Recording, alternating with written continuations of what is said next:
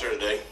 So Eastern North Carolina weather has greeted us over the weekend and today, so that's good. Now, it's challenging. You know, those Florida kids are like, Coach, this is hotter than it is back home. You know, so it's been a shock, to their systems a little bit after a cool start to preseason camp, but it's more of what we expect, for weather this time of the year in this part of the state and this part of the region. So, and coming off the weekend, it's good to get back out to work. We're going to find out a lot about ourselves this week.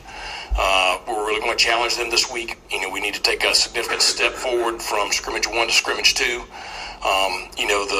The thing looking back at the film from the first scrimmage on Saturday is, they saw virtually every single situation game-like that you could see outside of 2-minute and overtime. I mean, the ball was in every challenging situation, challenging down in distance. We threw everything at, the offense from a defensive standpoint. We have a lot in with a lot of veteran guys. So it was a very, very challenging first scrimmage, which is good because you can grow a lot from that. I'd rather have it that way than for us to, not have that much thrown at us on Saturday and, not have, had all that tape to teach off of and grow off of this week. So big week this week, for the preparation of our team as we, this is the week. This is the week of preseason camp. We find out a lot about each other. And, that was my talk out there at the end of practice. I use Julius Wood as an example. Everybody sees the player he is now.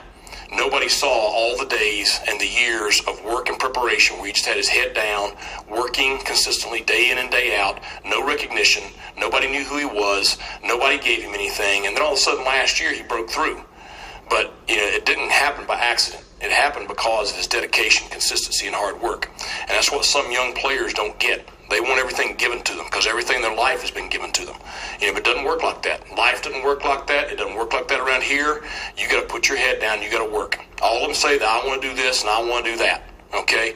But you got to go out there and put in the work in order to achieve anything. So it's a big week for our program.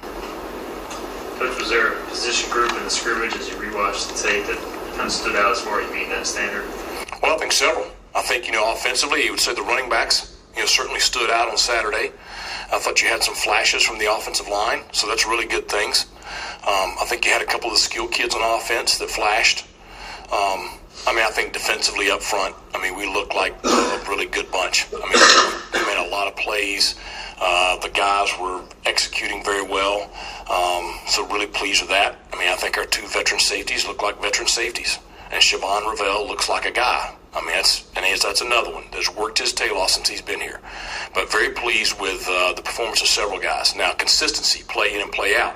We had a couple of drives there on Saturday where we just flat didn't show up, on one side of the ball or the other. And you just can't have that. You can make whatever excuse you want to. It was hot. It was humid. First script, whatever. It doesn't matter. Nobody cares. Nobody cares. You got to show up and play. Talk about the turnovers on Saturday. When you look back at it, what positives did you get from your quarterbacks, from Mason, from Alex, those guys? Well, they all had one. So it's not like, one guy had 4. They all had one. Each one's different. Each one, you got to either read the coverage pre-snap or not take a chance, putting a ball where you don't need to put it, or, you got to do a better job with our protection, whatever it is. But each one was a little bit different. I think the positive of that is I thought we did some really good things defensively, forcing some turnovers. We had a couple of great strips. I thought we did a good job disguising our coverage. On one of the interceptions. So you got positives on it, but certainly each one of those situations is one that they can all grow from. Is this week more about East Carolina, and then next week you start preparations for? Yeah, we don't need to talk about anybody else other than the Pirates right now, and it's our complete focus. It's like special teams. That was a big emphasis today. Saturday is the first time we put that much special teams live work in our first scrimmage of the fall. And it's great because you're so much farther along there as far as knowing what we got to work on. And so this week, the special teams is a big, big focus for us to make sure this coming Saturday, I really want to have as close as we can get to our 2 deep guys that we think are going to play in the open on special teams.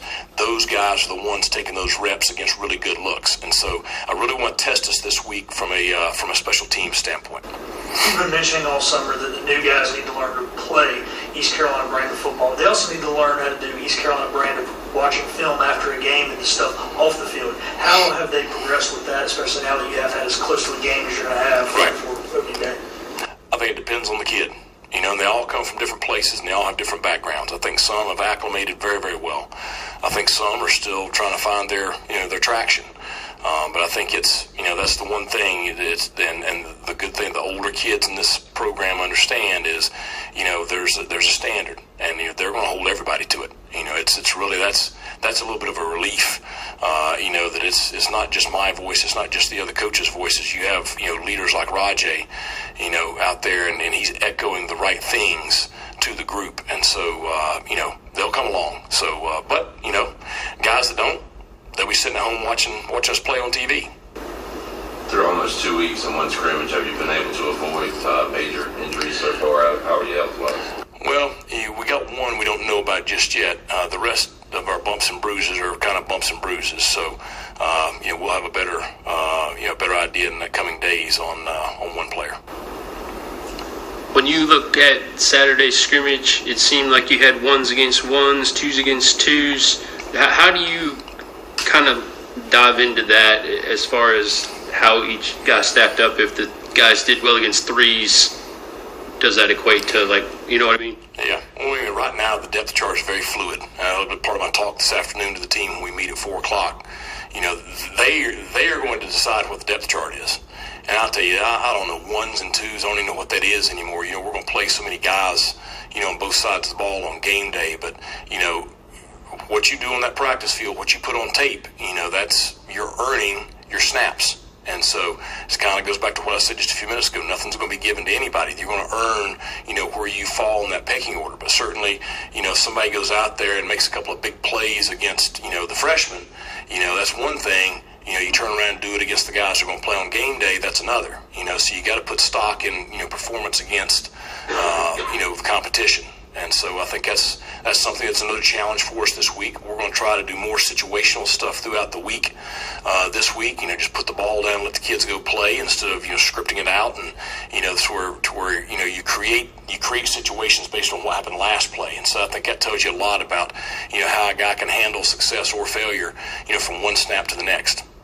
There was a couple freshmen watching it back that kind of did some stuff. Leverett, I think, is the wide receiver, yeah. and Bond, the running back. Right. Have you seen? Are they fitting into the we're going to work really hard kind of guys sort of thing? Yeah, I think both of them. Obviously Javius was with us in the spring, so he's got a pretty substantial step up on the other freshmen, and he's had a very good preseason camp. Now it's you're in the grind right now, and so that'll be the challenge for him this week. But obviously he did some pretty impressive things on Saturday. Malik has been very good since he's been here. He is going to be a very good player for us in time. Not sure he's ready to play this year, but he is going to be a name that our fans know. Were you able to see what your former guys did this weekend in the NFL? Yeah. How much can you use that with your team now and recruits?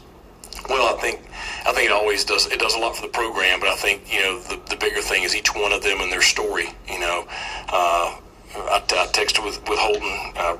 Really liked his haircut. So, first NFL touchdown, and you saw Keaton's run the other night, his kickoff return, and then Ryan had the big catch, and Isaiah's having a very solid preseason camp with the Niners, and so got to see J-Mac the other night, which J-Mac played a lot, and I think he's set to be a pretty big part of their team this year. So it's exciting. It's exciting for us to watch because you grew so close to those kids, and you're cheering for them and pulling for them and hoping that they can do the best that they can and living out their dreams. So it's exciting, and all of our guys are excited for them.